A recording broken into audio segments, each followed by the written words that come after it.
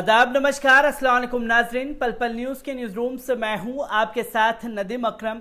ये तस्वीर आप मेरे बराबर में देख रहे हैं, ये तस्वीर है मोहम्मद फखरुद्दीन उर्फ मुल्ला जी की, जो कि अपने परिवार का भरण पोषण करने के लिए कई सालों से दिल्ली में काम कर रहे थे और कैसे करके इन्होंने कुछ पैसे इकट्ठा किए और उस पैसे के चलते जो है इनके दोस्तों द्वारा इनकी हत्या कर दी जाती है। और इस हत्या को सबसे बड़ी बात, पुलिस प्रशासन पूरी तरीके से दबाने पर लगा हुआ है और परिवार जो है वो दर दर भटक रहा है। और जब परिवार हमारे संपर्क में आया तो मोहम्मद फखरुद्दीन केस में वो सारे पहलू नजर आए जिसमें जानबूझ करके लीपापोती करने की कोशिश की जा रही है। इसी पर हमने जो है मोहम्मद फखरुद्दीन के मामा डॉक्टर रहमत साहब से बात की है और उन्होंने क्या कुछ पूरे केस को लेकर के कहा है, एक बार इस पर भी नजर डालते हैं, क्योंकि उनका जो दर्द है वो आप लोगों के सामने आना जरूरी है और क्यों इसमें लिपापोती हो रही है ये भी सामने आना जरूरी है। सबसे पहले डॉक्टर रहमत साहब की बात पर नजर डालिए। क्या ये केस क्या था? केस था हत्या का। ये हत्या मर्डर किया गया है। उसका जो है सो मैं पूरा विवरण बता रहा हूँ। हम लोग बिहार से आए हैं। मेरा ये रिलेशन में भागना लगता है लड़का जिसका नाम मोहम्मद फखरुद्दीन उर्फ मुल्ला जी है। ये फखरुद्दीन उर्फ मुल्ला जी बहुत दिन से यहाँ दिल्ली में वो पहले गाड़ी उड़ी टेम्पू चलाते थे। ये टेम्पू कई लोग मिल करके बोला टेम्पो को बेच करके बस में शेयर होकर के हम लोग मिल करके पार्टनरशिप में गाड़ी चलाएंगे और मुल्ला जी मिल करके 6 आदमी मिलकर उसका पार्टनरशिप बनाया, जिसमें एक लड़का का नाम है साजन कुमार उर्फ बृहस्पति शाह, दूसरा है पिंटू कुमार, पिंटू पिता सुखाई शाह, तीसरा इसी तरह से है एक क्या नाम है उसका जी, अशोक शाह, पिता भरत शाह, एक लड़का है अशोक शाह द्वितीय और उसके पिता का नाम है बवनू शाह, एक यही दिल्ली का कोई है लड़का किसान नाम लाला, और एक है अखिलेश नाम का आदमी जो इसी सब का रिलेटिव है। वो टिकट काटने का काम करता था बस में। ये सब मिलकर के पार्टनरशिप में एक गाड़ी खरीदा, बस 50 लाख रुपए में शायद खरीदा था, जिसकी सब पार्टनरशिप थी। और ये क्या किया, गाड़ी जो है सो साजन के नाम से खरीदा। साजन जो है सो गाड़ी का वो देख रेख, गाड़ी का कागज़ पत्र जो भी था या पैसे का हिसाब किताब मुल्ला जी बराबर किया करते थे। साजन कुमार के पास 8.5 लाख रुपया मुल्ला जी का बाकी था। साजन कुमार के यहाँ जो गाड़ी का मालिक था उसके यहाँ मुल्ला जी का 8.5 लाख रुपया बकाया था। तो गाड़ी कुछ दिन पहले मैंने गाड़ी कुछ दिन चलाने के बाद जो है सो साजन कुमार एक दिन गाड़ी पर ही था और गाड़ी वो दिल्ली से बिहार चल रही थी मुजफ्फरपुर तक के लिए। संयोग ऐसा हुआ कि उस गाड़ी में क्या था, कोई घटना हुई, जैसे भी जो भी हो मुझे मालूम नहीं है, लेकिन सुनने में आया कि उसमें कुछ लोग बता रहे हैं कि वो दारू उरू का कुछ चक्कर था कि क्या था। उसमें क्या हुआ कि गाड़ी पकड़ी गई। वो गाड़ी थी गोपालगंज थाना का, कोचाई कोट थाना है, कोचाई कोट थाना जिला गोपालगंज बिहार में। वहाँ से वो गाड़ी जो है सो पकड़ ली गई और वो लड़का को भी पकड़ लिया, उसको जेल भेज दिया। जेल भेजने के बाद जेल से खटके वो जो है सो फिर उसको प्रक्रिया के तहत कानूनी उसको छुट्टी करवाया, कानूनी प्रक्रिया के तहत। यही लोग मिलकर सब प्रयास करके, जिसमें फखरुद्दीन का मुख्य भूमिका थी, और उसको छुड़ाने के कुछ दिन के बाद ही, और वो जो साजन कुमार के नाम जो बस है, साजन कुमार को ही पकड़ा था। वो जिसमें जेल में था प्रयास कर रहा था कि किसी तरह से छुड़ाए। जब छूट गया वो, पहला पैसा उसके यहाँ बकाया 8.5 लाख रुपया फखरुद्दीन का था। गाड़ी छुड़ाने के लिए, अभी भी गाड़ी जो है सो गोपालगंज में शायद बंद है। गाड़ी छुड़ाने के लिए फिर जो है सो कहा गया क्या 3,70,000 रुपये की जरूरत है, उसमें खर्चा है, हाँ वहाँ मान लीजिए लगेगा। इस तरह सब लोग आपस में फैसला कर लिए थे। तो फखरुद्दीन को जो है सो बोला गया कि पैसा की व्यवस्था कीजिए। वो फखरुद्दीन भी बोला सब कुछ पैसा की व्यवस्था सब आदमी कर लीजिए और इसको जो है गाड़ी छुड़वा लीजिए। गाड़ी नीलाम होने वाला था। फखरुद्दीन एड़ी चोटी लगाया कि किसी तरह इसके नीलामी से बचाया जाए। घर से 2 लाख रुपया लाया और बाकी रुपया इन लोगों से मांग रहा था, जो पार्टनर्स थे उनसे, जो पैसा आप लोग दीजिए ताकि गाड़ी को छुड़ा लिया जाए। अगर गाड़ी नहीं छूटती है तो सबका गाड़ी चला जाएगा। इस पर वो लोग पैसा देने से कतरा रहे थे, दे रहे थे। फखरुद्दीन का एक ऑडियो कैसेट मिला है मरने से आधा घंटा हो या कुछ देर पहले 11:36 में उसका एक ऑडियो कैसेट है, ये ऑडियो रिकॉर्ड है, जिसमें पिंटू से बात कर रहा है। उसमें वो कह रहा है पिंटू भाई पैसा जो है सो मेरे पास 2 लाख रुपए किसी तरह से इंतजाम कर लिए थे, लेकिन बाकी लोग जो मेरे पार्टनर से हाथ खड़ा कर दिए, 1,70,000 रुपये और अगर मिलेगा तो हम किसी तरह से उस गाड़ी को छुड़वाने में मदद करते, मिल जाता तो सब चीज़ हो जाता। नहीं हो रहा है तो मैं रात भर सोया नहीं हूँ, मुझे बहुत दिक्कत हो रही है, मैंने बहुत परेशानी में हूँ, मुझे क्या बात हो गया, रात में नींद भी नहीं आई। तो उसको ये अपना दुखड़ा सुना रहा था। बोला सब आदमी हाथ खड़ा कर दिया, कोई देना नहीं चाहता? तो नहीं, ठीक है हम आ रहे हैं, 1 घंटे का काम है। ठीक है आ रहे हैं हम, 1 घंटे का मात्र काम है। जो ऑडियो मेरे पास में अवेलेबल है, मोबाइल पर है, फखरुद्दीन के मोबाइल पर है। उसको वो लोग साक्ष्य के रूप में मिटाना चाह रहा था, मिटा दिया था एक तरह से, फिर से उसको रिकवर किया गया। तो फखरुद्दीन के घर में जो भी सामान वामान था वो भी यही अशोक सा वगैरह सब ले लिया है, सबको। उसको उसमें कागज पत्र था, 2 लाख रुपया था उसका बैग में। वो बोल रहा था कि मेरे पास भैया 2 लाख रुपया है, मैं डर रहा हूँ, अकेले डरे से मैं घर में हूँ, क्या करूँ, कैसे निकलूँ घर से तो मैं निकल नहीं पा रहा हूँ, तो आप आएंगे? और वही लड़का पिंटू इसको बार बार एक ही बात बोला 3 बार, हम आ रहे हैं, मात्र 1 घंटा का काम है, 1 घंटा का काम है और उसमें आपका ठीक हो जाएगा, सब ठीक कर देंगे। इस तरह की बात उसने बोला है। द्वितीय, ये अशोक नाम का जो लड़का है, अशोक सा, इसके ही जो जिस घर मालिक के घर के यहाँ, जिस घर में मेरा भगना रहता था, उसी घर में ऊपर मंजिल में अशोक और एक अखिलेश नाम का आदमी उस रात 2 दिन से ठहर रहा था। हो सकता है उसका डेरा 10 किलोमीटर सुनने में दूर था, लेकिन उस दिन वहीं पर ठहर रहा था। हुआ क्या, रात में ये लोग सब, ये चार आदमी अशोक, साजन और ये पिंटू, उसके बाद ये एक और अशोक है और एक और लड़का है, उसका क्या नाम, ये सब जो है जो आपस में ये लोग साढ़ू के रिश्ता में है, बहनोई के रिश्ता में है, सब कुटुंब रिश्तेदार हैं, एक ही स्वजाति से। और सबका घर मधेपुरा खारे ग्राम पड़ता है, ग्राम खारे। सारे पड़ोसी हैं, मतलब फखरुद्दीन के जो लोग उसमें पार्टनर थे? जी हाँ, पड़ोसी हैं। तो फखरुद्दीन को कब से जानते थे ये लोग? फखरुद्दीन को ये लोग कुछ दिन पहले जाने, जब बस में पार्टनर्स हुए, उसमें एक विपिन नाम का आदमी है, तो विपिन नाम का आदमी टेम्पू चलाते चलाते इसे संपर्क हुआ था। तो वो विपिन ही बोला कि फखरुद्दीन भाई एक काम ऐसा किया जाए कि बस लिया जाए, सब आदमी पार्टनर्स बन के ले लेते हैं। तो विपिन ही बोला था, विपिन के बात पर ये जो है सो आकर के पार्टनर्स हुए थे। तो विपिन के गाँव के ही ये सारे लोग हैं। विपिन भी पार्टनर है इसमें।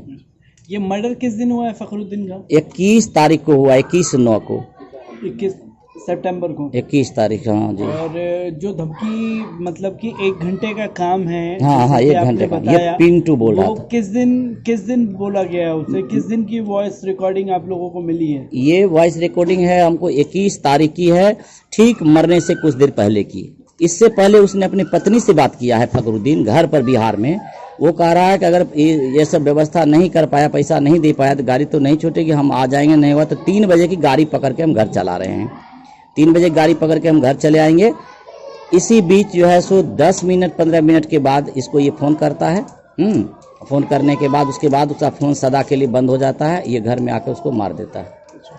ये हत्या हुई इसको साजिश की तहत, फखरुद्दीन की हत्या। फखरुद्दीन का ये 2 लाख रुपये कैश हाथ में था, 8.5 लाख रुपए का फखरुद्दीन हिसाब मांग रहा था। और 33 नंबर फखरुद्दीन का बस में साझेदारी थी। साजन बहुत चालाक चतुर लोग हैं, ये सारे लोग रिलेटिव होने के नाते ये आपस में मिल गए थे कि फखरुद्दीन को मार देना है, उसका पेपर से ले लेना है और उसका रुपया भी ले लेना, हम लोग आपस में गाड़ी छुड़ा लेंगे। इसी उद्देश्य से फखरुद्दीन को उसी दिन गाड़ी छुड़ाने के लिए ये लोग कहा कि आज गाड़ी छुड़ाने के लिए चलना है, लेकिन रात में पैसा नहीं दिया था। पैसा नहीं देने की वजह से फखरुद्दीन अफसोस कर रहा था कि 2 लाख रुपए मेरे पास में है, नहीं रुपया हुआ, अब क्या करें, हम क्या कर सकते हैं, मेरे पास तो कुछ है नहीं। तो कहा ऐसा है, जो नहीं कुछ है तो एक काम करो, हम एक आदमी जिसको फखरुद्दीन ने फ़ोन किया था वो बोला जो हम आ रहे हैं, वो धमकाया भी, हम आ रहे हैं, हम व्यवस्था कर देंगे, तुरंत हम व्यवस्था उसका लगा देते हैं। अगली बात मैं ये बोलना चाह रहा हूँ कि फखरुद्दीन की जहाँ हत्या हुई है उस घर के मालिक के पास CCTV फुटेज है, वो दिखाना नहीं चाहता। जो मजदूर लोग वहाँ थे उस मजदूर लोग को वो दिखाया है 4 आदमी को, लेकिन वो फिर से दिखाने के लिए मना कर दिया जो तुम लोग इस फुटेज को किसी के सामने मत बोलना, ये फुटेज हम नहीं देखने के लिए देंगे किसी को। ये एक तरह की बात है। उसमें वो एक मजदूर से हमसे बात हुआ, हमसे नहीं विपिन से बात हुआ, जो फखरुद्दीन के लाश के साथ, पोस्टमार्टम लाश के साथ वो बिहार गया था। हमने उसको कहा जो तुम्हारे पास जो आदमी वहाँ रह रहा है उससे तू बढ़िया से बात करो जो फखरुद्दीन की हत्या कैसे हुई है।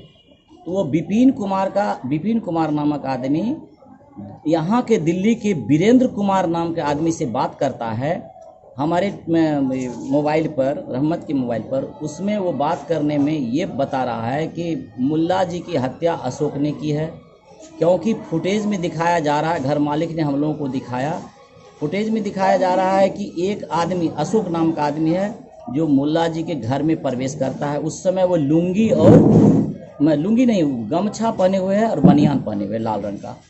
जब अंदर में प्रवेश करता है तो फिर बाहर निकलता है और बाहर आकर के झांकने लगता है। दोबारा जब घर के अंदर प्रवेश करता है तो अंदर से दरवाज़ा को बंद कर देता है। ठीक 10-15 मिनट के बाद वो निकलता है और निकलने के बाद कहता है कि मुल्ला जी को लगता है करंट लग गया। बड़ी आराम से बोलता है, अखिलेश जी, अरे मुल्ला जी को लगता है करंट लग गया है, मुल्ला जी को करंट लग गया है। ऐसा लगता है करंट अगर किसी को लगता है तो धरफराता, छटपटाता, बोलता, जोर से चिल्लाता।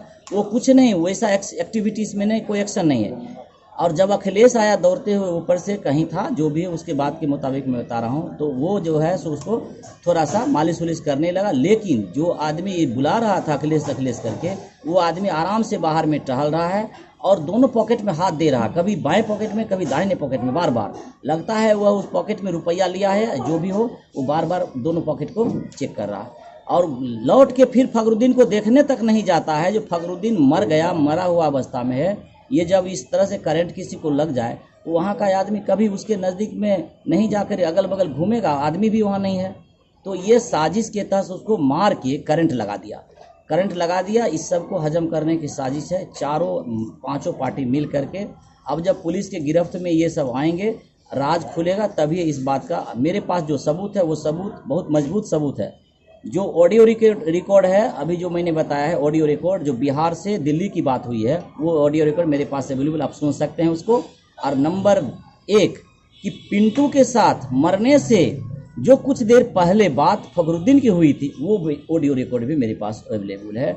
उससे बातचीत से बिल्कुल स्पष्ट लगता है कि उसने एक तरह से धमकाया। और फखरुद्दीन इस जवाब में कहता है कि आप भी बोल रहे हैं जो बात, अशोक भी रात में वही बोला। अशोक भी कहा कि हाँ, ये हम उसका काम ये ठीक कर देंगे। हमको लगता है क्या होगा, हमको बहुत हम डरे हुए हैं।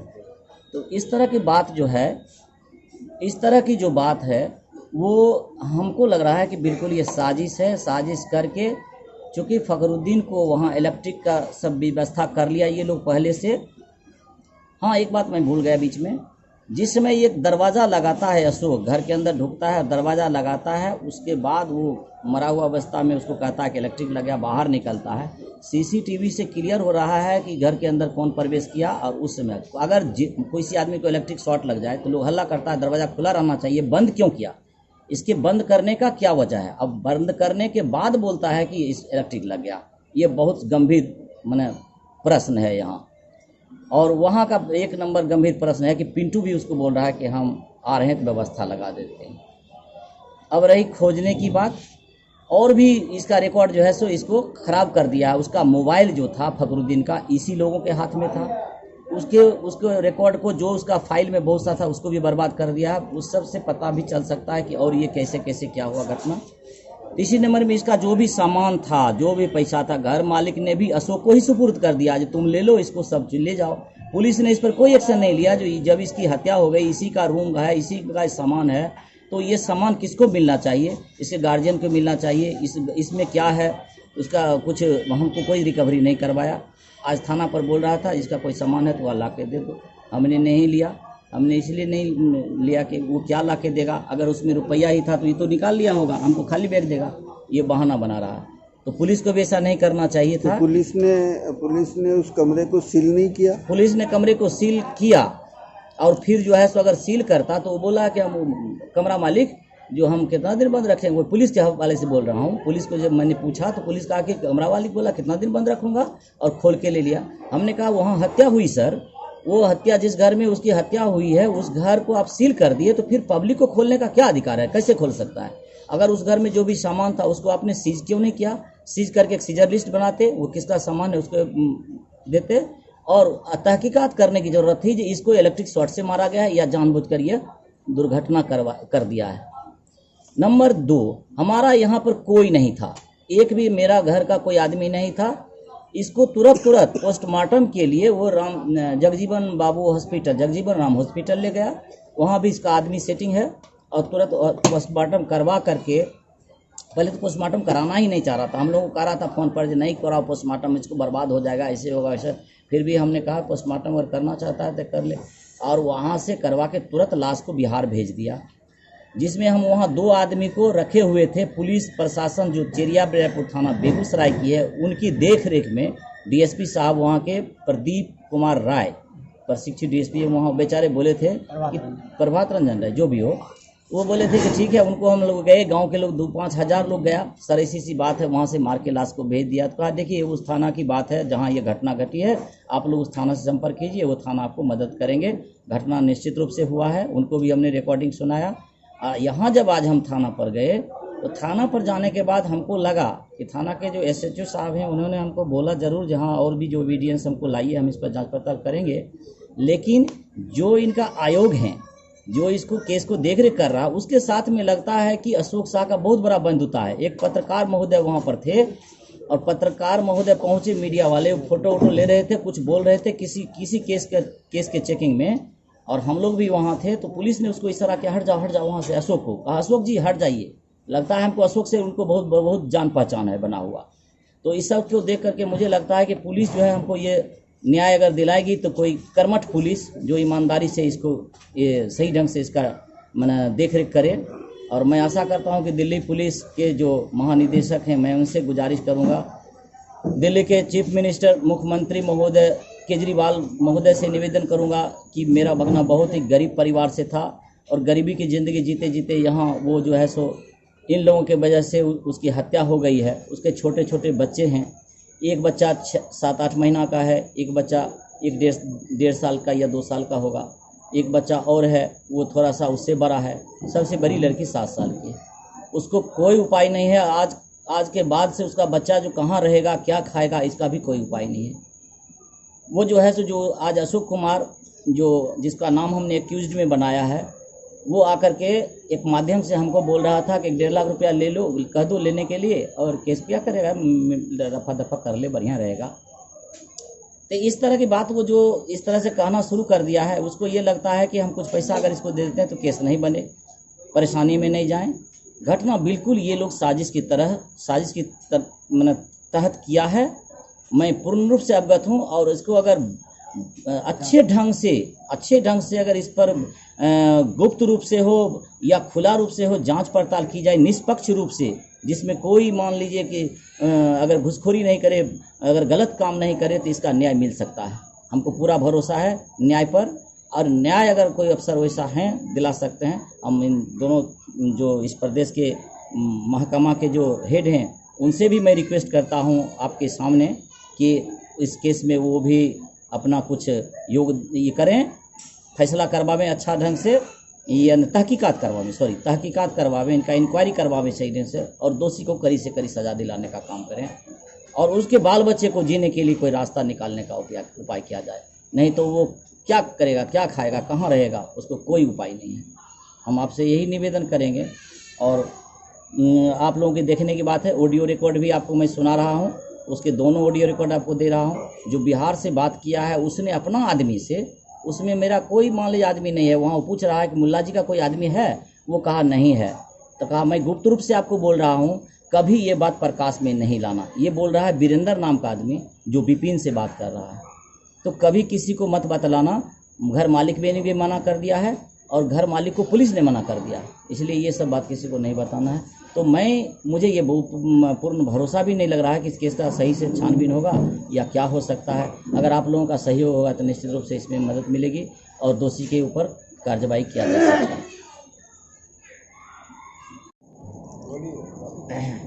मैं इसमें एक बात बोलने के क्रम में भूल गया था सर।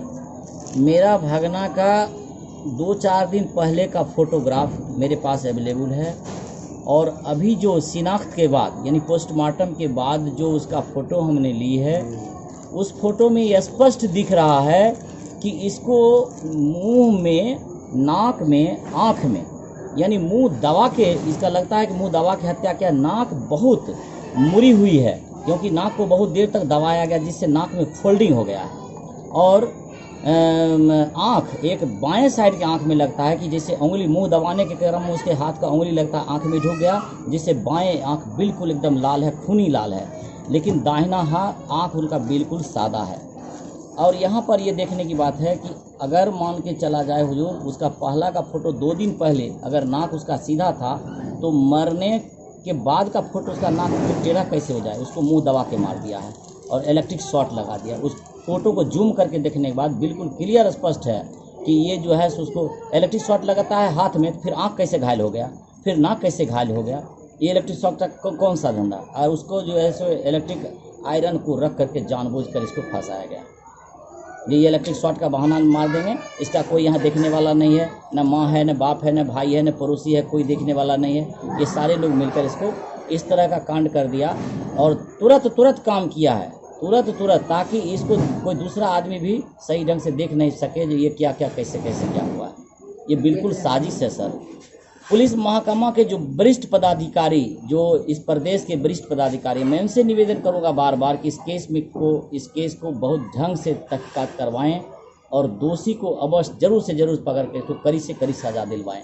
ये हत्या का मामला है हुजूर, ये बिल्कुल हत्या है। इसको इस तरह से साजिश किया है, साजिश करके इसको जो है इलेक्ट्रिक शॉट लगाने का बहाना बना दिया है, ताकि पोस्टमार्टम रिपोर्ट इलेक्ट्रिक वाला आ जाएगा, ये केस दफा हो जाएगा। यही एक बहाना है। अगर ये मारा भी है तो पहले मार दिया है, तब इलेक्ट्रिक शॉट लगा दिया है, मार के इलेक्ट्रिक शॉट लगा कर केस कंप्लीट कर दिया। तो दोस्तों, आपने डॉक्टर अहमद साहब की पूरी बात को सुना और वो दर्द भी उनका झलका जो उनके भांजे मोहम्मद फखरुद्दीन को मौत के घाट उतार गया। और इस पहलू पर लगातार मैं बना हुआ हूं, क्योंकि इस केस में 9 दिन बाद जो है FIR दर्ज की गई है। 21 सितंबर को मोहम्मद फखरुद्दीन को मौत के घाट उतार दिया जाता है और 30 सितंबर को महकमा जो है वो पूरी तेजी दिखाता है और FIR दर्ज कर देता है। और 9 दिन के अंदर वो तमाम सबूत मिटाने की कोशिश की गई, जो कि उनके मामा ने खुल करके हमसे फ़ोन पर बात करके कहा। और ये चीज़ें जो हैं कहीं ना कहीं सवाल खड़े करती है और मैं लगातार इस केस पर भी बना रहूंगा। पर सवाल ये खड़ा होता है कि मोहम्मद फखरुद्दीन केस की ऐसी कौन सी बारीकियां हैं जिसकी वजह से अभी तक आरोपियों को बचाने का प्रयास किया जा रहा है।